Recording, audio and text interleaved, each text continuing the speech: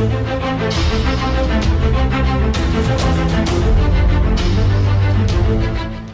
everybody, welcome to the Global Women Masterclass. I don't think this speaker needs that much introduction because everybody knows him in the clubhouse. He's one of the top influencers in the clubhouse. Ladies, you'll be in such a treat today because Ashley will share everything that you need to not only start your business, because I believe most of you already have started your own business, but how to leverage your business, how to scale your business, how to take your business to the roof, and how to take it not only global, but galactic.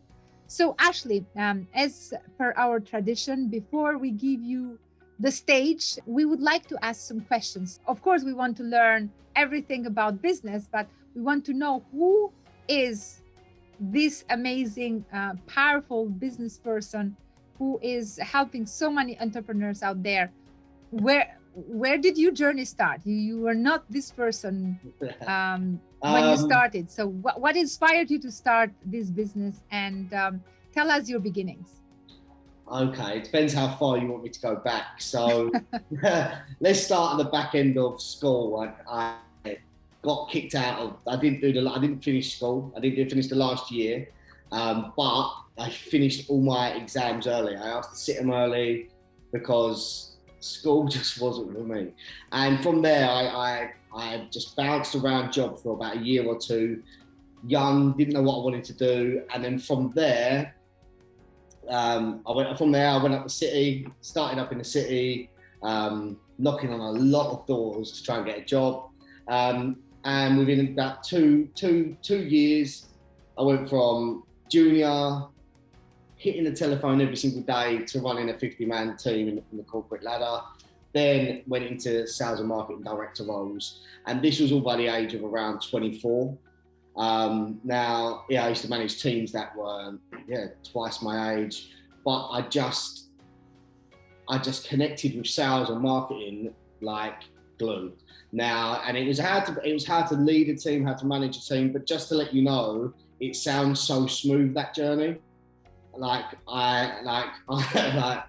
battle scars that I've got, and being only 28, it's crazy. I've been on a roller coaster. I've lost it, I've made it, I've lost it, I've made it, I've lost it. It is just... Now, tell me that feeling. How does it feel when you, when you lose everything, but when you start regaining everything? How does that make you feel?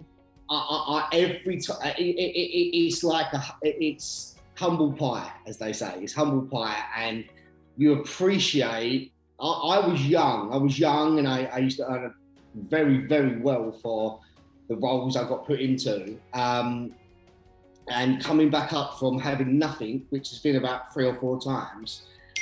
It's the best feeling, because once you see that light at the end of the tunnel, you just go for it. But what I'm saying, business is like, I have a say, just keep going. If you're going through hell, keep going. Don't just stop in the middle. Don't just stop in hell. That's what a lot of people do. They bury their head in the sand and they never get out. So life. I love that. If you find yourself in, otherwise I call it in the dark zone, don't sit there. That is the most powerful message. Oh my God, Ashley, you have spot it on. Don't sit there. Just keep moving, keep going on. So why do you think people get scared when they get there, and what makes people kind of get stuck and get blocked in that stage? What you need to do is program your brain. Like you're never going to lose in life, no matter if it's money, people. Like what I want you to program yourself and everyone I talk to, when they stay forward, like you don't lose. Like you either win or you learn. If you don't take the lessons straight off the back of a failure, and if you don't take responsibility that it was your fault, regardless if you could not see any of your involvement, it was your fault. You shouldn't have been there. You shouldn't have been there. Timing. Until you take responsibility and the lessons, you're not going to move forward. Like there is a lesson and a positive to take out of every failure. Now, just an example, I heavily got involved with a nightclub. I had no idea I had no idea or no experience. I lost every single penny. Yeah. But that told me that I'm never going to go in that industry again. Like, I lost every penny. It told me that I've probably done it for some wrong reasons, to own a restaurant and a bar, but it's told me, yeah, don't go into that industry. But always find a positive. And when I lost money, when I've lost big money, it's just like, yeah, well, I shouldn't have done that stupid thing. I shouldn't have done that. I shouldn't have done that. So you don't blame other people. You don't find excuses. What do you do when you find yourself in that situation? I've got a very good network, and they can correct me as soon as they hear something coming out my mouth. And that is what I would say. Like, you've got a mastermind here. You need to surround yourself, like, with people that are going to call you out. Like, you need that for growth. Like, if you've got a lot of yes people around you and not correcting you on your journey, maybe have a little rethink of your circles. Like, some of the people that I have around me, like, I throw my ideas there and they're like, calm down, we've got to focus on this project, this project, this project. Like, you need them people that are going to guide you. You need mentors, you need masterminds, you need all this stuff, because entrepreneurship is a very lonely place. Like, we all click together. Like, as entrepreneurs, we click together and we get each other. There's no introducing, like, oh, sorry, I think this way. Like, we get it. And what I'm saying is, within families, within friends, especially where I grew up, like, I grew up in a big wealth divide, and I wasn't on the nice side. And just watching them, that side of where I grew up, it was just there. Everything was different about them, like, everything. And they wouldn't associate with us. Now getting into the business world, because we have nothing in common. That is why these mastermind groups that we run and things like that, having that collective, and like, if anyone's on Clubhouse, the room I run, and the vision and the mission behind it was to give everyone a voice and give everyone a safe place, because that's something that we don't normally have, and it's something I always wanted on my journey. So if there wasn't a space, I was going to go create it. And I think what you're doing here, giving to entrepreneurs. Okay, what happens if people are not prepared mentally to get all that, big space and all the resources that probably you can provide for them? Because we were discussing earlier in the Clubhouse that sometimes you are able to see things on people that they are not able to see in themselves. But if you go and tell them, hey, this is what you can do, this is what I see on you, they step back and they don't see the value. What would you say in this case? I love that. If anyone is giving you constructive criticism, like in life or business, you should be saying thank you. It's the people that are not giving you that criticism, get rid of them. Because no one's perfect, and we probably do things that take us off track. And if you haven't got that person kicking you back on track, like, you should rethink your circle. So when you're receiving criticism, like, you should be so grateful that someone is spending their time to help you level up. Like, that is it. Like, if someone goes to me, well, you're saying constructive criticism, because my theory, as I explained a little bit earlier, like, if somebody criticizes me, you know what I do? I block them. No way to come in my life. But constructive criticism, yes, of course. Yes, and yes. You and women have the ability to recognize what is positive criticism, because we have that level of energy to spot it on. Do they really want our best, or they are trying to put us down? So tell us the difference. That energy. What I'm saying is, a trusted circle right now is the criticism you take. Like if there is some good people around you, there's good intentions, take it.